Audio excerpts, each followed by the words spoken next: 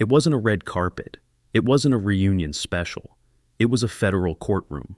And Wendy Williams wasn't there to gossip. She was there to testify.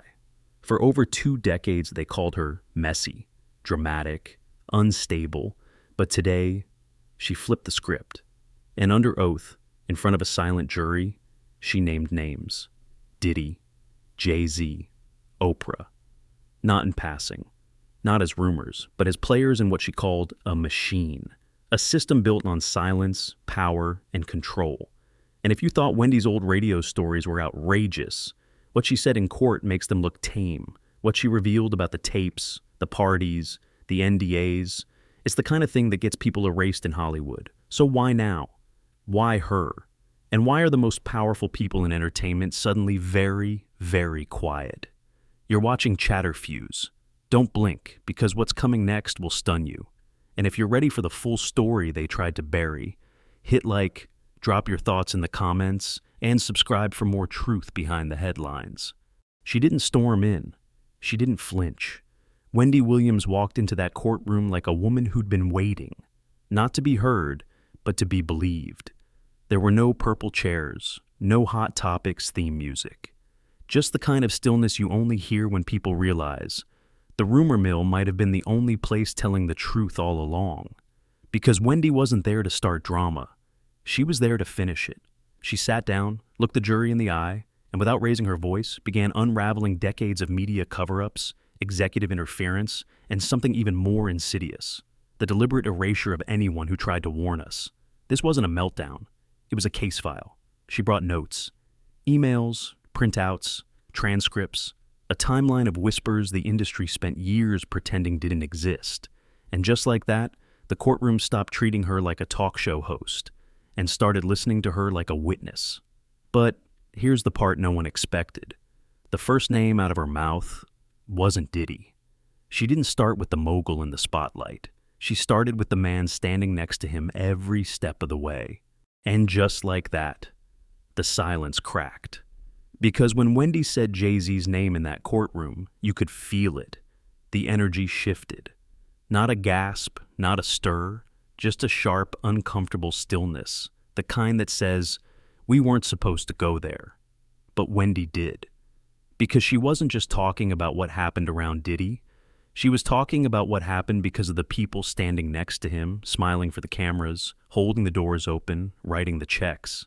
And when it came to Jay-Z, she didn't speak in riddles. She brought receipts. She reminded the jury of someone we all remember, Foxy Brown, a teenage rap prodigy, barely 15, and Jay, 27, a grown man appearing at high schools, paying for hair appointments, dropping lavish gifts, and writing lyrics that Wendy called out for what they were. Not creative, but calculated. Lyrics that no grown man should be writing for a child. But it wasn't just about age gaps or industry grooming.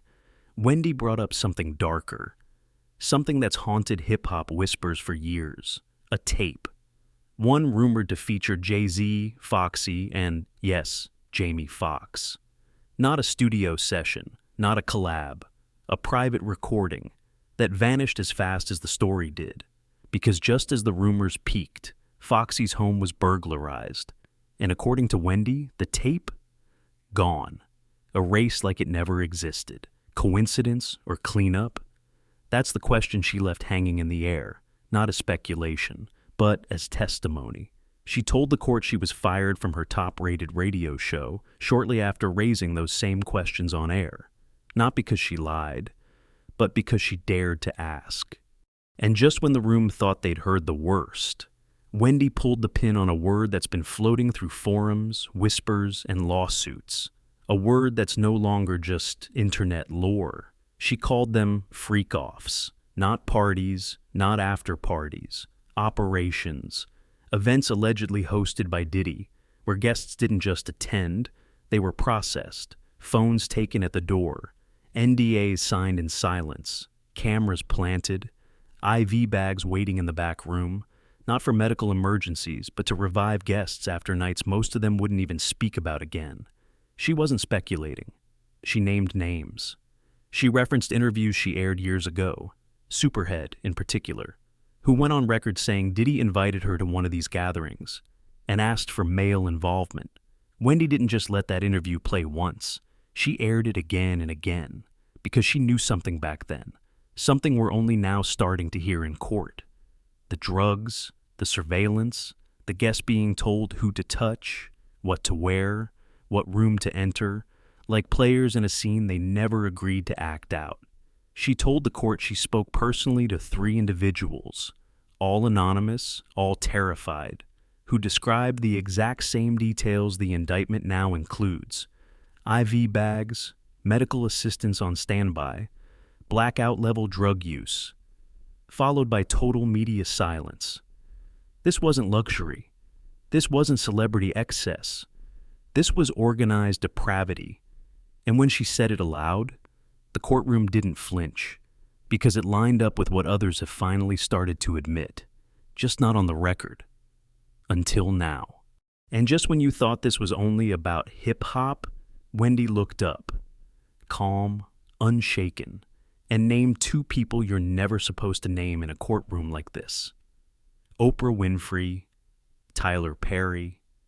Not because they were at the parties, not because they were on the tapes, but because they allegedly helped protect the system that made it all possible. Wendy didn't hold back. She said there's a list in Hollywood, not written down, not official, but every insider knows it exists. A list of people you do not cross. And when she crossed them, she didn't just lose invites. She lost access, funding, support. Suddenly doors that had always opened slammed shut. She told the court about a moment most would have kept private. Years ago, she confided in Oprah about her own history of trauma and abuse, a rare, vulnerable admission. Oprah, she said, responded with respect, promised not to exploit her story. But not long after, Wendy's abuser was given a platform on Oprah's show, interviewed, respected, humanized, while Wendy herself was branded unstable and blacklisted. That wasn't a coincidence. That was retaliation. Then came Perry. After publicly criticizing his involvement in Precious, a film Wendy said distorted real trauma for profit, her name, according to multiple sources, was flagged. She was pulled from press lists, disinvited from premieres, told point blank by one studio exec, Oprah's people don't want you near her anymore. And then she dropped the email, forwarded to her by mistake, from a PR firm representing both Tyler Perry's studio and a Bad Boy affiliated brand. The subject line, Managing Optics, Wendy, Puff, Tyler. No follow-up, no context. Because none was needed. Wendy didn't scream.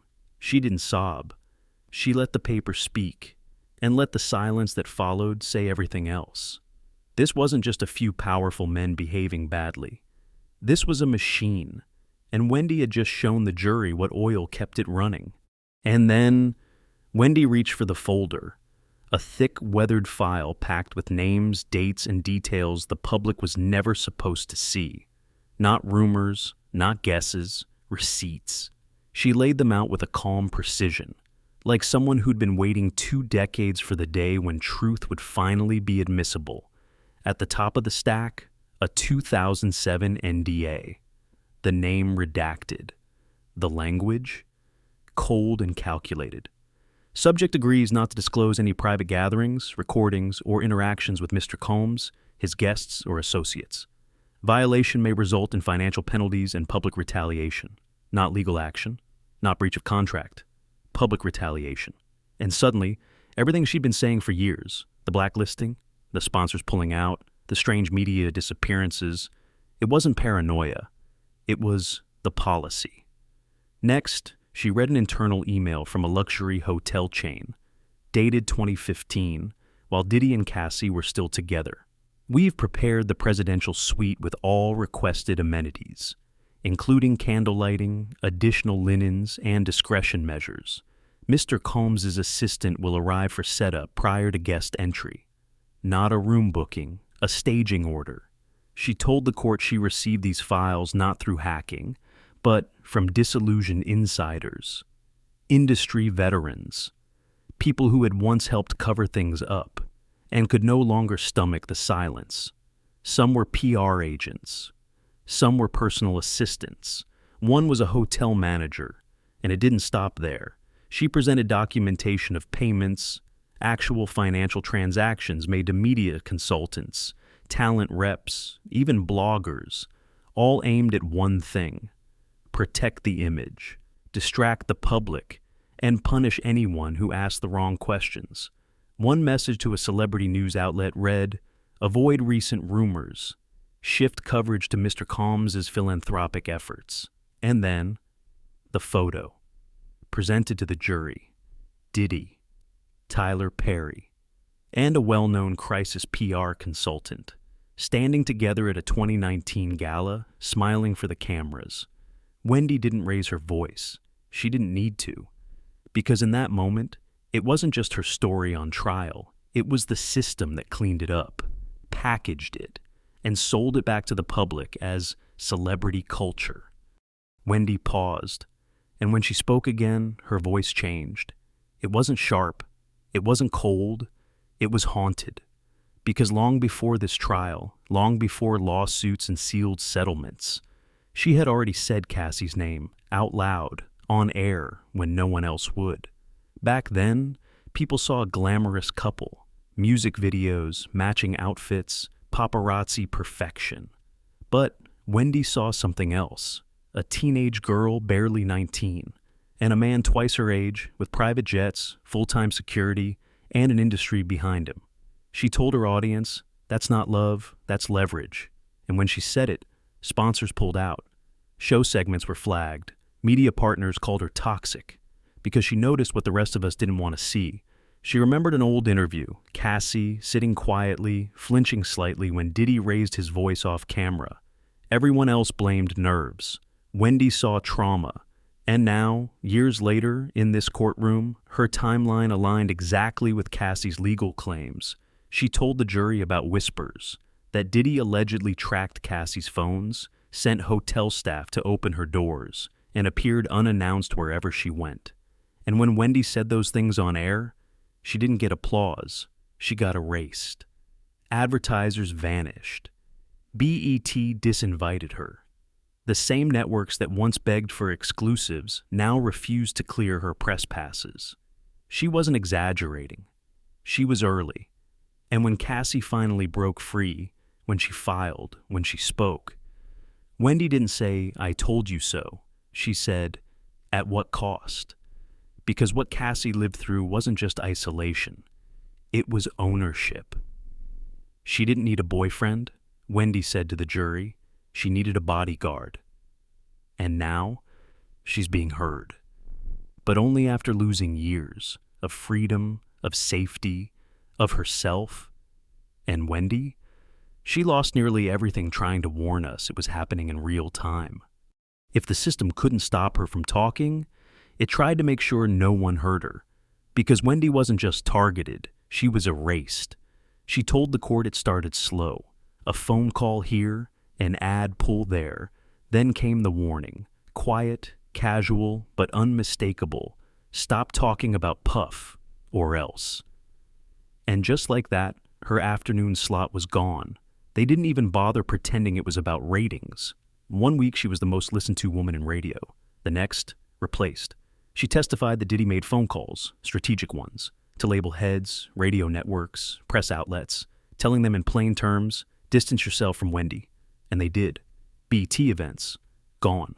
Media credentials, denied. Sponsorship deals, dead before they hit the table. But it wasn't just passive-aggressive silence. It got physical. She described, in chilling detail, the moment she was nearly jumped outside her studio by the girl group Total. This right after she called them washed up and broke on air. Fans were pressed against the glass. Her intern was in a panic. And her boyfriend sat idling in the car, watching it unfold like a setup. This wasn't random. This was coordinated. A message sent in broad daylight. We can get to you. And it worked. Not because she backed down, but because the industry pulled every string to cut off her oxygen. Emails from Bad Boy's PR firm. Silent blacklists passed between booking agents. Top-tier sponsors scrubbing her name from upcoming campaigns. They didn't just want to stop me, she said. They wanted to erase me. her mic, her money, her name, but she didn't fold. I talked through the silence, she said, and here I am. And then she said the part that made the courtroom go still. Because while the headline screamed, "Diddy on trial," Wendy made it painfully clear. He's just the front man. She gestured calmly toward the defense table, not dramatic, not emotional, and said, "You see one man? I see a tower. A tower built on fear, stacked with NDAs, held together by billion-dollar deals, late-night phone calls, and smiles on red carpets. It was never about one mogul. It was about the machine behind him, the labels, the handlers, the executives who nodded silently while women vanished from public view. And while voices like Wendy's were systematically dismantled, she reminded the jury, Jay-Z stood beside him. Oprah gave platforms to the people Wendy warned her about. Tyler Perry helped shut the gates when she spoke out. They shook his hand. They took his checks.